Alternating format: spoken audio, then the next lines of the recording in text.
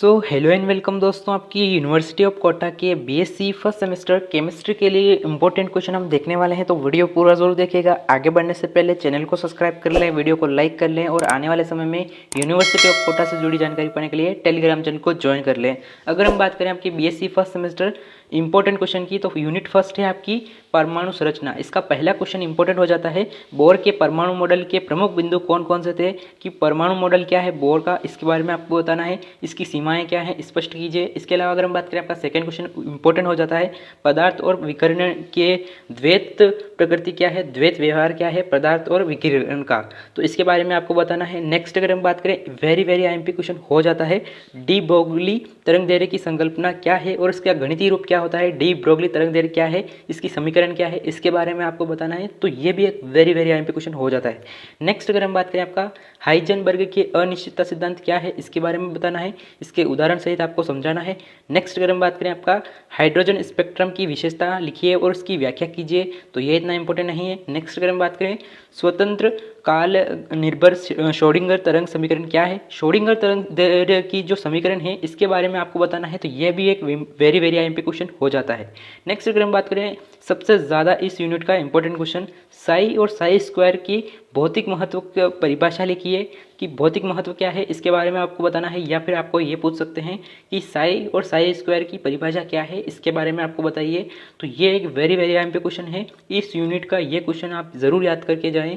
Unit Sai square और साई क्या है, इसका भौतिक महत्व क्या है, भौतिक परिभाषा क्या हो जाएगी साई स्क्वायर और साई की। नेक्स्ट अगर हम बात करें, आपका 8वां प्रश्न हो जाएगा यूनिट फर्स्ट का, हाइड्रोजन परमाणु के श्रोडिंगर समीकरण हल करके उसके प्राप्त रेडियल और कोणीय भागों का महत्व को समझाइए। तो ये इतना इंपॉर्टेंट क्वेश्चन नहीं है। नेक्स्ट अगर हम बात करें, आपका 9वां इंपॉर्टेंट क्वेश्चन हो जाता है, क्वांटम संख्या क्या है, इसके बारे में आपको बताना है। प्रत्येक क्वांटम संख्या का महत्व को आपको समझाना है। तो ये वेरी आईएमपी क्वेश्चन हो जाता है, क्वांटम संख्या क्या है, 4 क्वांटम संख्या होती है, ये आपको बताना है। तो ये वेरी आईएमपी क्वेश्चन हो जाता है। नेक्स्ट अगर हम बात करें, आपका यूनिट सेकेंड की, तो यूनिट सेकेंड है आपकी आवर्त सारणी और उसके गुणधर्म। तो इसका पहला क्वेश्चन भी वेरी आईएमपी क्वेश्चन हो जाता है, मेंडलीफ की आवर्त सारणी की विशेषता क्या है और इसकी सीमाएं क्या है, इसके बारे में आपको बताना है।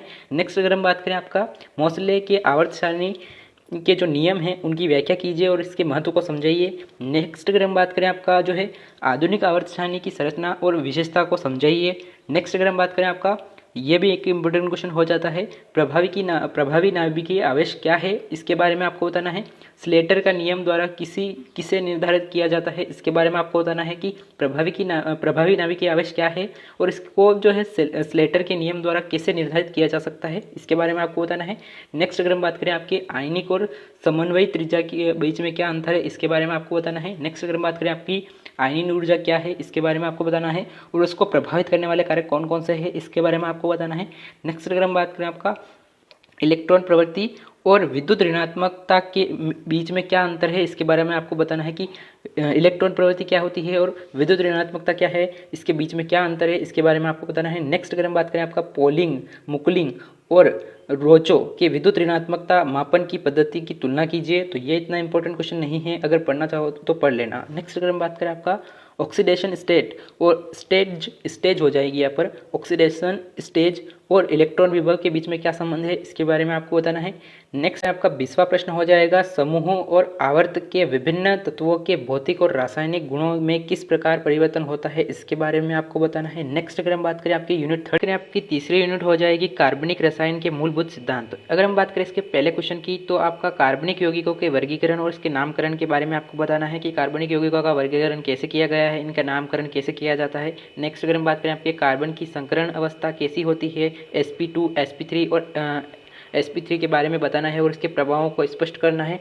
नेक्स्ट अगर हम बात करें, आपके समावेश यौगिक और क्लेथरेट्स क्या होते हैं, इसके बारे में आपको बताना है। चौथा क्वेश्चन इंपॉर्टेंट हो जाता है यूनिट 3 का, इलेक्ट्रॉन विस्थापन प्रभाव की व्याख्या कीजिए।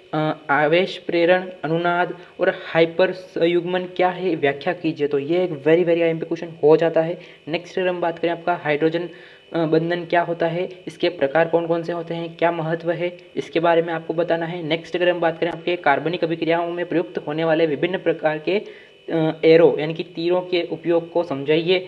नेक्स्ट अगर हम बात करें 7वां क्वेश्चन हो जाएगा यूनिट 3 का, कार्बनिक प्रतिक्रियाओं में कार्बोकेटायन, कार्बिन, नाइट्रीन या फिर आपके फ्री रेडिकल के प्रकारों की स्थिरता को तुलना करें।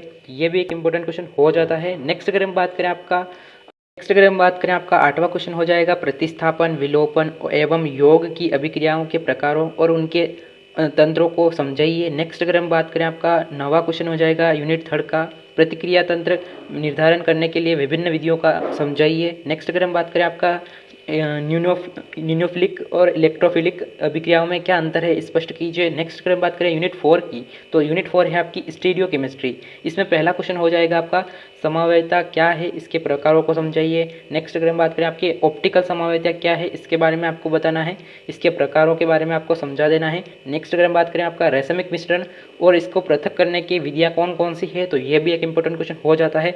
नेक्स्ट अगर हम बात करें आपके DL और RS नामकरण पद्धति के नियम क्या है स्पष्ट कीजिए, इनके उदाहरण दिए जाएंगे और आपको बताना होगा कि ये इनका नामकरण कैसे किया जाता है। नेक्स्ट अगर हम बात करें आपका 5वां क्वेश्चन हो जाएगा यूनिट 4 का, जियोमेट्रिक समवायता क्या है, Z और E नामकरण प्रणाली क्या है समझाइए। तो ये भी एक इंपॉर्टेंट क्वेश्चन हो जाता है कि Z और E नामकरण प्रणाली को समझाना है और उनके नाम दिए जाएंगे, आपको नामकरण करना होगा। नेक्स्ट अगर हम बात करें आपका जैन की विभिन्न प्रकार के समरूपों की अवस्थाओं को स्पष्ट कीजिए। नेक्स्ट अगर हम बात करें आपका 7वां क्वेश्चन हो जाएगा, वेरी IMP क्वेश्चन है, न्यूमेंस, सोहोरस, फ्रिस और फ्लाइंग वेज संरचनात्मक चित्रों में क्या अंतर है स्पष्ट कीजिए। तो यह भी एक इंपॉर्टेंट क्वेश्चन हो जाता है। नेक्स्ट अगर हम बात करें आपका नेक्स्ट क्वेश्चन हो जाएगा 9वां क्वेश्चन इंपॉर्टेंट हो जाता है यूनिट 4 का, विन्यास और समरूप में क्या अंतर है इसके बारे में आपको बताना है। नेक्स्ट अगर हम बात करें आपका मीजो यौगिक क्या होते हैं इसके बारे में आपको बताना है। नेक्स्ट अगर हम बात करें आपके यूनिट 5 की, ये लास्ट यूनिट है। नेक्स्ट अगर हम बात करें इसके पहले क्वेश्चन की यूनिट 5 के गैसीय अवस्था, अगर हम बात करें इसका पहला क्वेश्चन हो जाएगा आदर्श गैसों के लिए आणविक गतिज सिद्धांत के प्रमुख धारणाएं क्या है इसके बारे में आपको समझाना है। नेक्स्ट अगर हम बात करें गैसों के लिए गतिज समीकरण को व्युत्पत्ति कीजिए, आपको बताना है कि गैसों के लिए काइनेटिक गैस इक्वेशन क्या है, इसकी व्युत्पत्ति करनी है। नेक्स्ट अगर हम बात करें आपके टकराव आवृत्ति, औसत मुक्त पथ एवं चिपचिपाहट गुणांक क्या है इसके बारे में आपको बताना है। नेक्स्ट अगर हम बात करें आपका चौथा क्वेश्चन इंपॉर्टेंट हो जाता है, मैक्सवेल की वेग वितरण संकल्पना क्या है समझाइए। नेक्स्ट अगर हम बात करें ऊर्जा के समविभाजन का नियम क्या है, यह भी एक इंपॉर्टेंट क्वेश्चन हो जाता है। आदर्श गैस व्यवहार से वास्तविक गैस का विचलन क्यों होता है इसके बारे में आपको बताना है। नेक्स्ट अगर हम बात करें आपके वांडरवाल समीकरण की व्युत्पत्ति कीजिए और इसके उपयोग को समझाइए। तो ये भी एक इंपॉर्टेंट क्वेश्चन हो जाता है। वांडरवाल स्थिरांक और समीकरण के विरले रूप को व्यक्त करके बायल का तापमान की गणना कीजिए। तो ये भी एक इंपॉर्टेंट क्वेश्चन हो जाता है। नेक्स्ट अगर हम बात करें आपका 9वां क्वेश्चन हो जाएगा यूनिट 5 का, वास्तविक गैसों के आइसोथर्मल अवस्था की व्याख्या कीजिए। नेक्स्ट अगर हम बात करें आपके समरूप अवस्था के नियम क्या है इसके बारे में आपको बताना है कि समरूप अवस्था क्या है, लॉ ऑफ कॉरस्पॉन्डिंग क्या है इसके बारे में आपको बताना है। तो ये थे आपके यूनिवर्सिटी ऑफ कोटा के इंपॉर्टेंट क्वेश्चन। इसके अलावा आने वाले समय में यूनिवर्सिटी ऑफ कोटा से जुड़ी जानकारी पाने के लिए चैनल को सब्सक्राइब करें, टेलीग्राम चैनल को ज्वाइन करें। थैंक यू, जय हिंद।